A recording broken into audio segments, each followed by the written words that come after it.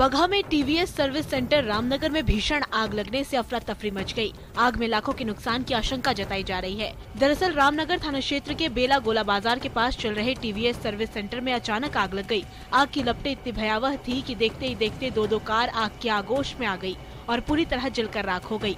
स्थानीय लोगों ने इसकी सूचना सर्विस सेंटर के मैनेजर और मालिक को दी। फिर पुलिस को भी सूचना दी गई। फायर ब्रिगेड और स्थानीय लोगों के सहयोग से घंटों बाद आग पर काबू पाया गया। आग की लपटें इतनी तेज थी कि काबू पाने में पसीने छूट गए।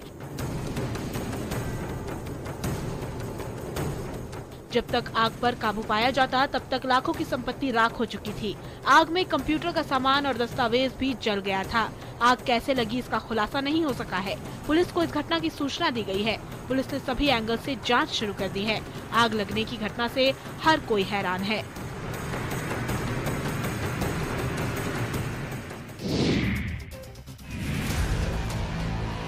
धुएं का गुब्बार और सड़कों पर भीड़।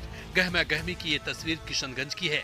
ठाकुरगंज प्रखंड के गंभीरगढ़ में लोग गुस्से में हैं। गुस्से की वजह है एक बच्चे की मौत, जिसे एक ट्रक ने रौंद दिया। NH 327 पर एक ट्रक ने एक 7 साल के मासूम को अपनी चपेट में ले लिया, जिसके बाद मौके पर ही मासूम की मौत हो गई। हादसे के बाद मौके पर लोगों की भीड़ जमा हो गई। लोगों ने आगजनी की, चक्का जाम कर दिया। जाम की वजह से वाहनों की लंबी कतार सड़क पर लग गई।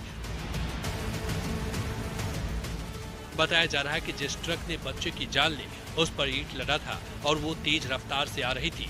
उसी दरमियान मासूम उसकी चपेट में आ गया। लोगों का गुस्सा शांत कराने में पवाखाली पुलिस के पसीने छूट गए। घंटों बाद लोगों का गुस्सा शांत हुआ, तब जाकर हाईवे से जाम हटा। प्रशासन ने आक्रोशित लोगों को जांच के बाद उचित कार्रवाई का भरोसा दिया है। वहीं इस हादसे के बाद पूरे इलाके में सन्नाटा पसरा है।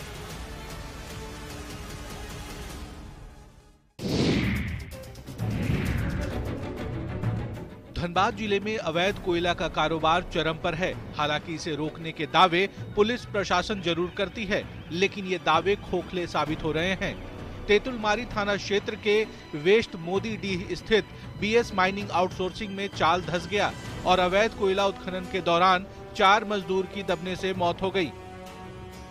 इस हादसे में कई मजदूर घायल भी हुए हैं। घटना के बाद आनन फानन में साथी मजदूर शवों को लेकर मौके से भाग निकले। हैरानी की बात यह है कि हर बार की तरह पुलिस और BCCL घटना की पुष्टि नहीं कर रहा। सवाल उठता है कि BCCL के अंतर्गत चलने वाली आउटसोर्सिंग कंपनी उत्खनन स्थल पर अगर अवैध माइनिंग कर रही है तो आउटसोर्सिंग कंपनी और BCCL अधिकारी की मिलीभगत के बिना ये संभव नहीं हो सकता। इस घटना के बाद से पूरे इलाके में हड़कंप मचा है। लोगों में अफरा तफरी का माहौल है और अधिकारियों में हड़कंप।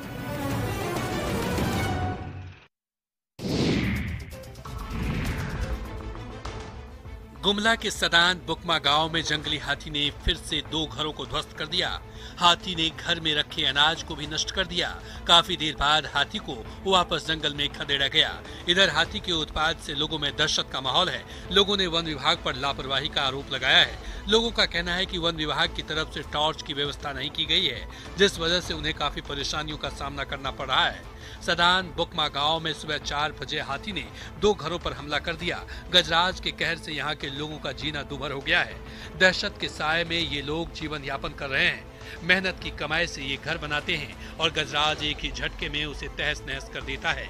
खेतों में पसीना बहाकर अन्न उगाते हैं और हाथी उसे बर्बाद कर देता है। गजराज ने इस इलाके को कई बार निशाना बनाया है, बावजूद इसके कोई गंभीरता से इन लोगों की सुध नहीं ले रहा, जिससे ग्रामीणों में नाराजगी देखी जा रही है।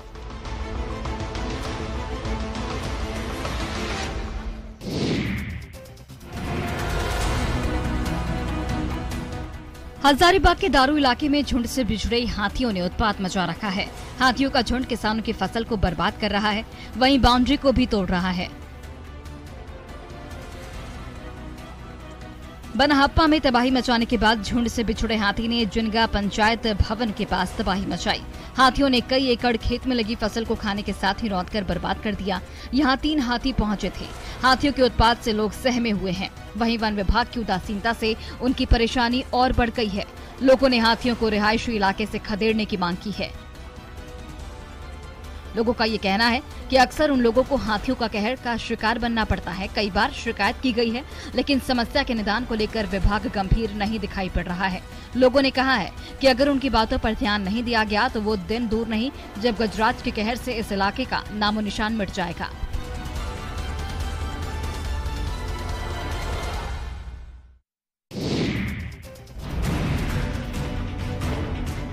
सिमडेगा में हाथी का आतंक थमने का नाम नहीं ले रहा है। हाथी ने फिर 2 महिलाओं की जान ले ली।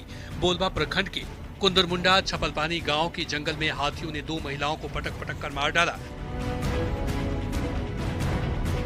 तरशीला नाम की महिला को गजराज ने उस वक्त निशाना बनाया जब वो जंगल में महुआ चूनने गई थी। अचानक हाथियों ने उन पर हमला कर दिया और पटक पटक कर उसकी जान ले ली। गांव की आश्रिता किरकट्टा का भी शव मिला है।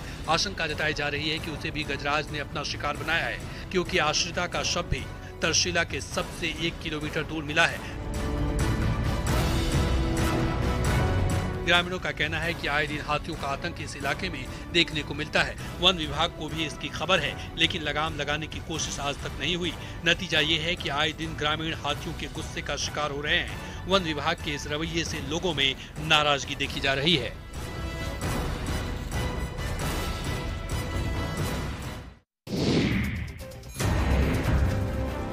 शेखपुरा में स्कूली बच्चों ने अपने हक को लेकर मोर्चा खोल दिया है। बच्चे मिड डे मील में घटिया खाना मिलने से नाराज हैं। इन लोगों ने भरपेट भोजन नहीं मिलने का भी आरोप मढ़ा है। बच्चों की थाली में दाल, सब्जी और चावल कभी कभार ही दिखते हैं। खास बात ये है कि टीचर के सामने में ही बच्चों ने इस गड़बड़ झाले का पर्दाफाश किया। बच्चों की पोल खोल कहानी सुनकर शिक्षक हैरान थे। स्कूल की लचर व्यवस्था की कहानी बच्चों ने मीडिया के सामने रखी।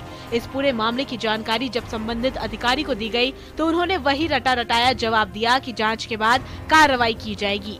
हालांकि अधिकारी ने सब कुछ ठीक होने का दावा जरूर किया, लेकिन हवाला पहले हुई जांच का दिया।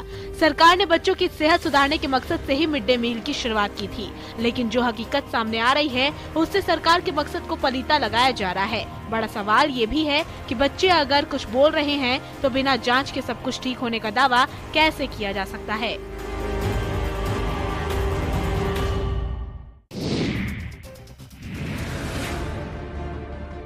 जामताड़ा के फतेहपुर प्रखंड के सरमुंडी गांव में पीएचडी विभाग की ओर से 1 साल पहले जल मीनार बनाया गया था, लेकिन अब तक ग्रामीणों को एक बूंद पानी नल से नसीब नहीं हो पाया है। ग्रामीणों ने ठेकेदार पर निर्माण कार्य में लापरवाही का आरोप लगाया है। ग्रामीणों के मुताबिक बोरिंग, जल मीनार और इसका सोलर प्लेट अलग अलग जगहों पर लगाया गया है। इतना ही नहीं, पाइप जहां तहां बिछाकर एक घर में भी पानी का कनेक्शन नहीं कराया गया और ये योजना उद्देश्य विहीन बना हुआ है। इस लापरवाही की वजह से ग्रामीणों को आज भी पीने के पानी के लिए भटकना पड़ रहा है। ग्रामीणों ने इस लापरवाही की जानकारी कई बार इंजीनियर को दी, लेकिन किसी ने अभी तक सुध नहीं ली है। ग्रामीणों ने जल्द से जल्द जल मीनार को चालू करने की मांग की है। एक जगह पानी का टंकी है, दूसरी जगह बोरिंग है, तीसरी जगह सोलर टंकी है। ना ही हमको पानी का सुविधा मिल रहा है। कष्ट में जिंदगी है, पानी का बहुत दिक्कत है हमारे यहाँ। अभी तक हुआ नहीं है, ना ही टंकी में फाइनल टच दिया है, जबकि सारा चीज हम लोग के पास आधार कार्ड वगैरह सारी चीज लेके चला गया है।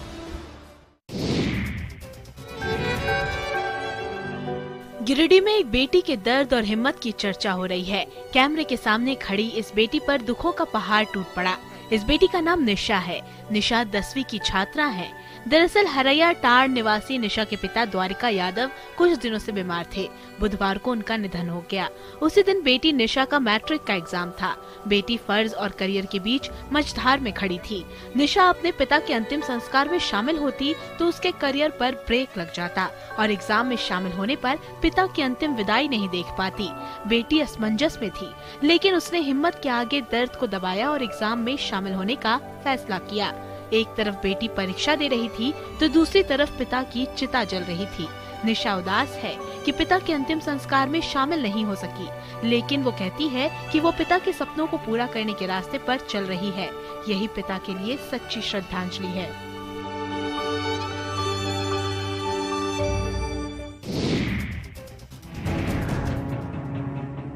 मोहम्मदगंज भीम बराज का अस्तित्व साल दर साल मिटता जा रहा है। हैरानी की बात यह है कि सरकार इसे नजरअंदाज कर रही है। ये बराज बिहार और झारखंड के बीच झूल रहा है। इस बराज से झारखंड के गढ़वा जिले के कुछ हिस्सों में भी सिंचाई होती है। जबकि इस बाराज से बिहार का औरंगाबाद जिला पूरी तरह से सिंचित होता है। देख रेख के अभाव में बाराज की गहराई कम होती जा रही है। मिट्टी के जमाव होने से इस बाराज में पानी का स्तर बहुत कम हो चुका है, जबकि पानी का फैलाव भी सिमट कर रह गया है। बाराज में हिस्सेदारी की बात की जाए तो इस पर जो भी खर्च आता है उसका 70% हिस्सा बिहार सरकार वहन करती है, जबकि झारखंड में अवस्थित होने के बाद भी झारखंड को इसकी देखरेख पर 30% की हिस्सेदारी देनी होती है। तो ऐसे में सवाल ये उठता है कि क्या दो राज्यों के बीच की उलझन में मिट जाएगा बराज का अस्तित्व? अगर ऐसा होता है तो बिहार और झारखंड दोनों राज्यों के लोगों को परेशानी का सामना करना पड़ेगा।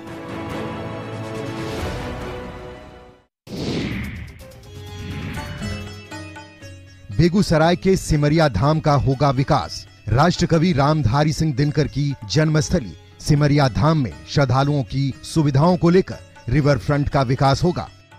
सिमरिया अब पर्यटन के क्षेत्र में नई पहचान बनेगा। इसके लिए बिहार सरकार ने 114 करोड़ की लागत से विकास करने की योजना बनाई है, जिसे कैबिनेट से मंजूरी मिल चुकी है। सिमरिया अब टूरिज्म का बड़ा हब बनने जा रहा है। इन कार्यों को 18 माह में पूरा करने का लक्ष्य रखा गया है।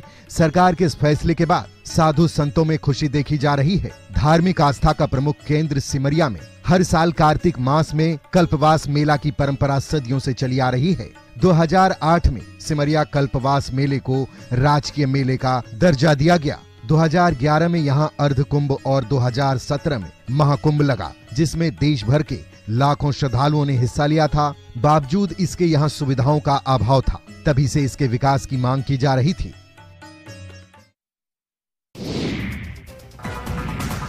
मेडिकल कॉलेज की तर्ज पर अब सदर अस्पताल में भी चिकित्सकों के लिए होगा मेडिसिन में डीएनबी की पढ़ाई। सरकार ने सदर अस्पताल में diploma of national board of examination की पढ़ाई शुरू करने की मंजूरी दी है। मुंगेर सदर अस्पताल की 6 सीटों पर नामांकन के लिए 16 मार्च को ही स्टेट अधिकारी ने निरीक्षण किया।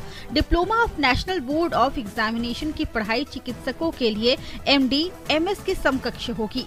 सरकार ने सदर अस्पताल की व्यवस्थाओं को अपग्रेड करने का निर्णय लिया है। उसी की दिशा में ये पहला कदम है। राज्य के सभी सदर अस्पतालों में डीएनबी की पढ़ाई आरंभ करने की स्वीकृति दी गई है, जिसमें पहले चरण में कुल 26 जिलों को चयनित किया गया है। वहीं अब दूसरे चरण में 11 जिलों का चयन किया गया है, जिसमें मुंगेर भी शामिल है। सदर अस्पताल में वर्तमान में 3 चिकित्सक मेडिसिन में डीएनबी की पढ़ाई करने में सक्षम हैं, जिनमें अस्पताल उपाधीक्षक डॉक्टर रमन, डॉक्टर के रंजन और डॉक्टर निरंजन शामिल हैं।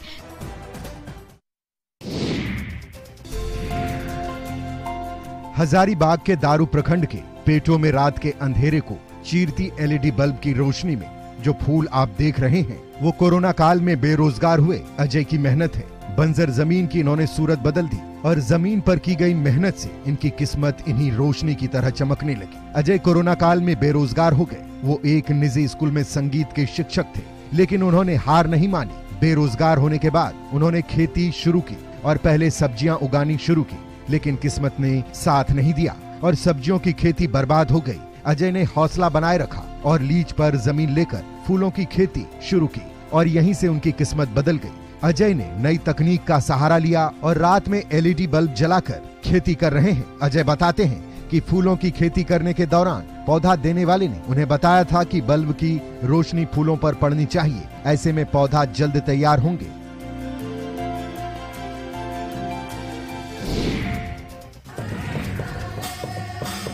गुमला के लखवा बगीचा में सरहुल मिलन समारोह का आयोजन किया गया। सरना पहाड़ समिति भरनों के तत्वाधान में ये आयोजन हुआ, जिसमें क्षेत्र के पहान, पुजार, महतो, पनभरा अपने पारंपरिक वेशभूषा और खोड़ा दल के साथ शामिल हुए।